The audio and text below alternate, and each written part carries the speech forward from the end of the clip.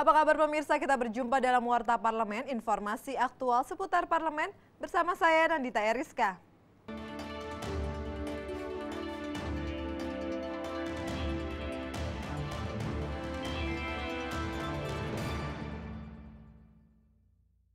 Pakar Hukum Tata Negara dan Hukum Pidana mendukung Pansus KPK DPR RI untuk mengevaluasi kinerja Komisi Pemberantasan Korupsi dan melakukan perbaikan sistem penegakan hukum dalam pemberantasan tindak pidana korupsi.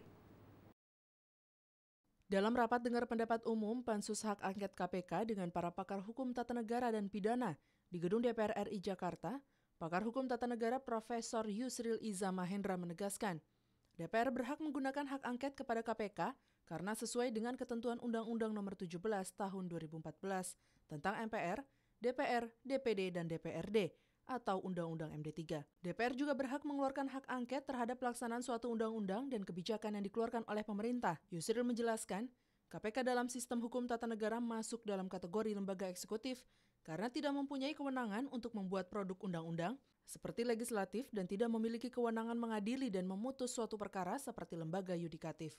1954 lahirlah Undang-Undang Angket yang pertama dalam sejarah Republik kita, Undang-Undang Nomor 7 Tahun 1994 tentang angket. Anggota Pansus Hak Angket KPK DPR RI Daeng Muhammad mengemukakan, hakikat pembentukan hak angket KPK adalah untuk memberikan penjelasan kepada masyarakat bagaimana kinerja KPK. Apakah KPK sudah konsisten menjalankan tugas dan fungsinya sesuai dengan kewenangan yang diberikan oleh undang-undang? Pakar Hukum Pidana Romli Atmasasmita menjelaskan, diperlukan revisi Undang-Undang Tipikor ke depannya menyangkut masalah penanganan korupsi yang harus diatur secara khusus dalam bab hukum acara pidana guna memberikan hak dan tanggung jawab yang sama kepada KPK, Kepolisian, dan Kejaksaan Agung.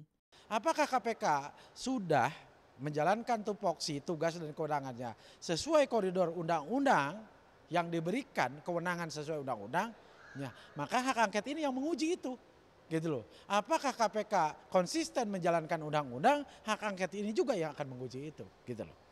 Abdul Ajib dan Mario, TVR Parlemen, melaporkan. Wakil Ketua DPR RI Fahri Hamzah berharap Kabupaten Sumbawa di Provinsi Nusa Tenggara Barat dapat menjadi salah satu pusat pendidikan di Indonesia maupun dunia di masa depan untuk menghasilkan generasi penerus yang siap bersaing dalam era globalisasi dan terwujudnya pemerataan dalam pendidikan nasional. Wakil Ketua DPR RI Fahri Hamzah bersama Menteri Pendidikan dan Kebudayaan Muhadjir Effendi, Ketua MPR RI Zulkifli Hasan, serta Ketua Komisi 8 DPR RI Ali Taher, dan mantan Ketua PP Muhammadiyah Din Samsudin melakukan peletakan batu pertama pada proyek renovasi pembangunan gedung Sekolah Menengah Pertama Muhammadiyah Utan di Kabupaten Sumbawa, Provinsi Nusa Tenggara Barat baru-baru ini. Dalam sambutan, Fahri mengatakan, pembangunan sekolah ini merupakan salah satu upaya pemerataan pendidikan di seluruh Indonesia, mengingat pendidikan di Indonesia saat ini masih terfokus di Pulau Jawa dan sekitarnya. Ia berharap, dengan dibangunnya sekolah tersebut dapat menciptakan lulusan dan generasi penerus yang memiliki potensi masa depan yang baik, sehingga tercipta generasi penerus bangsa yang siap pakai dan mampu bersaing di era global. Alhamdulillah kemarin dengan diresmikannya oleh Pak Menteri Pusat Pendidikan Muhammadiyah, ya, yang nanti tidak saja akan mengkoordinir SMP, playgroup, dan SD, tetapi juga akan kita lanjutkan dengan SMA nanti, sehingga mudah-mudahan Kecamatan Utan itu bisa menjadi salah satu pusat pendidikan yang baik lah di NTB ini, bahkan mungkin di Indonesia ini nanti. Gitu. Saya kira itu bagus sekali. Mudah-mudahan ini ikut mencerdaskan kehidupan bangsa ke depan. Pendidikan kita pastilah masih banyak yang belum merata. Ya. Ketua Komisi 8 DPR RI Muhammad Ali Taher Parasong menilai peran negara dalam dunia pendidikan saat ini belum maksimal. Hal itu dikarenakan dana pendidikan dari APBN sebesar 20% masih menyisakan ketidakadilan. Dalam perimbangan anggaran terhadap anggaran sekolah berbasis agama seperti madrasah dan pondok pesantren, dibandingkan dengan anggaran sekolah umum lainnya. Ali Taher menambahkan, bantuan pembangunan sekolah dari pemerintah pun tidak memenuhi standar. Peta pendidikan kita sejauh mana di daerah, terutama daerah yang terpencil, yang terluar, yang termiskin, itu bisa mendapatkan perhatian lebih. Nah, inilah persoalan memerlukan koordinasi dan sinkronisasi program antara pemerintah pusat dan pemerintah daerah.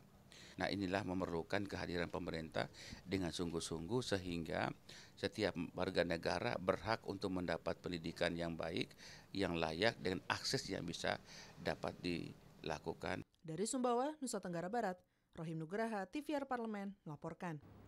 Panitia khusus hak angket DPR RI tentang KPK melakukan komunikasi dan koordinasi dengan Markas Besar Kepolisian Republik Indonesia terkait tugas dan wewenang pansus angket KPK.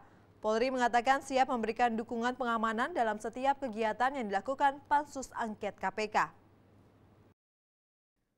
Ditemui usai melakukan pertemuan dengan Kapolri Jenderal Tito Karnavian beserta jajarannya, Ketua Pansus Angket KPK Agun Gunanjar Sudarsa mengatakan, tujuan kunjungan tim Pansus ke Mabes Polri adalah untuk melakukan komunikasi, koordinasi, dan meminta dukungan Polri agar kinerja Pansus efektif dan efisien, serta tidak menimbulkan kegaduhan di masyarakat. Agun Gunanjar menambahkan Pansus merupakan lembaga konstitusional yang telah diatur undang-undang, yang bertugas melakukan penyelidikan terhadap lembaga yang dinilai keluar dari tujuan yang diamanatkan undang-undang. Yang kami harapkan, yang kami mintakan, dukungan peran dari Polri untuk dapat kiranya tugas-tugas penyelidikan yang dilakukan oleh panitia angket ini bisa berjalan efektif, bisa berjalan efisien, yang tentunya tidak lalu menimbulkan hal-hal yang justru kontraproduktif, misalkan terjadinya mobilisasi massa, lalu pengerahan